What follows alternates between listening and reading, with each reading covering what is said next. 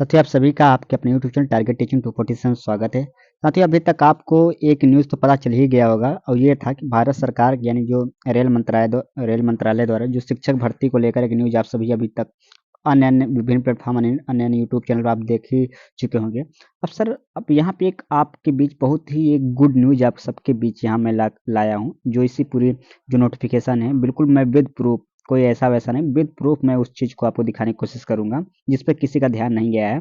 मैं कोशिश करूंगा उस चीज़ को दिखाओ। और ये जो आज का नोटिफिकेशन है वो इस बारे में है कि साथियों, प्राइमरी में जैसा आप सभी को पता है, सुप्रीम कोर्ट के निर्णय के बाद प्राइमरी से बीएड को बाहर कर दिया गया था, यानी प्राइमरी टीचर बनने के लिए बीएड एलिजिबल नहीं था, सुप्रीम कोर्ट ने निर्णय दिया था। उसके बावजूद भी रेलवे ने जो है अपनी जो भी इस बार प्राइमरी शिक्षक भर्ती निकाली है उसमें बीएड को अलाउ कर दिया है। साथ में अब आइए थोड़ा सा हम चलते हैं। आप देख सकते हैं ये पूरा उसका नोटिफिकेशन पेज है, ये इसका पहला पेज। अगर मैं इस पूरे नोटिफिकेशन जो डिटेल नोटिफिकेशन है उसके मैं 108वें नंबर पेज पे जाऊंगा तो दिखाने की कोशिश करूंगा ये आपका। तो अब मैं दिखाने की कोशिश करूंगा 108वें नंबर पे। तो साथियों, आप देख सकते हैं यहाँ पे साफ साफ ये लिखा है कि प्राथमिक रेलवे शिक्षक के लिए, ये आप देख सकते हैं। ये आप देख सकते हैं 108 नंबर पेज पे है। मैं थोड़ा सा आपको दिखाने की कोशिश करूंगा नोटिफिकेशन 108 नंबर पेज पे। आप खुद मैं इस नोटिफिकेशन को अपने टेलीग्राम ग्रुप में डाल दूंगा, आप कमेंट बॉक्स में जाइएगा, वहाँ पे ग्रुप ज्वाइन कर लीजिएगा, मैं सारा नोटिफिकेशन डाल दूंगा। और 108 नंबर पेज पे है, आप देख सकते हैं यहाँ पे। और इसको मैं थोड़ा सा आपको दिखाने की कोशिश करूंगा, इसलिए मैं हिंदी में लाया हूँ ताकि आपको समझने में थोड़ी सी कठिनाई न महसूस हो। अब यहाँ पे एलिजिबिलिटी आप देखिए, प्राइमरी के लिए क्या क्या एलिजिबिलिटी यहाँ पे दिया हुआ है कि कम से कम आप 50% अंक के साथ आपने 12वीं की हो, 12वीं में कम से कम आपका 50% होना चाहिए, साथ में आप 2 वर्षीय डिप्लोमा होना चाहिए, चाहे वो किसी नाम से जाना जाता है। ठीक, ये तो बात रही। हमारे जो काम की चीज़ है आप देख सकते हैं यहाँ पे, आप देख सकते हैं यहाँ पे लिखा है कि आप देखिए ये वाला, आप देखिए यहाँ पे कि कम से कम 50% अंकों के साथ स्नातक हो, यानी आपने जो है ग्रेजुएशन किया हो। ठीक, बीए, बीएससी, बीकॉम कुछ भी हो, आपने ग्रेजुएशन कर रखा हो। चलिए यहाँ तक बात समझ में आती है, ठीक सर ग्रेजुएशन कर रखे हैं।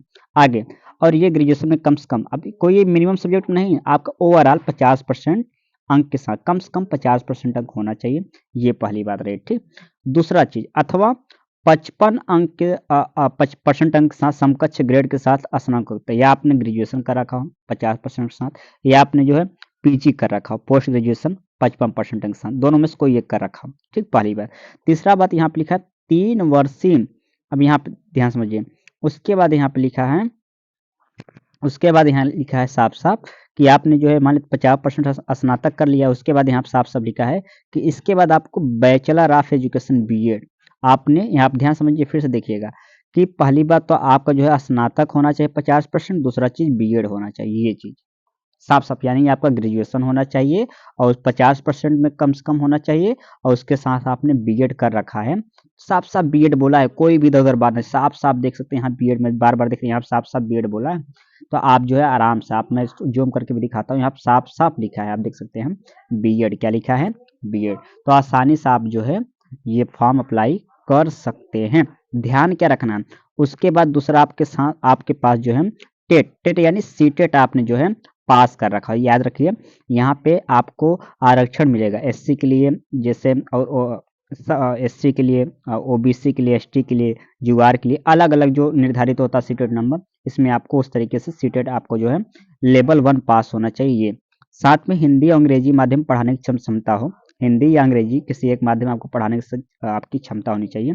साथ में यहाँ पे लिखा है, यहाँ पे लिखा गया है कि अनुसूचित जो जाति है या जनजाति है या ईबीसी है या फिजिकल हैंडीकैप्ड, उन्हें शैक्षिक योग्यता में 50% तक छूट दी जाएगी। यानी याद रखिए कि जो एससी एसटी से उन्हें ग्रेजुएशन में केवल 45%, जो कौन कौन एससी हो, अनुसूचित जाति से आते हैं, अनुसूचित जनजाति से आते हैं, ईडब्ल्यूएस से आते हैं, दिव्यांग होते हैं, इन सबको जो है जैसे यहाँ पे अब मांगा गया है ग्रेजुएशन में 50%, तो इनको कम से कम 45% ही रहेगा, तो भी इनका काम बन जाएगा। साथ में ऐसे ही सीटेट में जैसे 90 होता है तो इनका 5% आप घटा दीजिए 90 का, और इनकी इस तरीके से हर चीज़ इनको 5% छूट मिलेगी।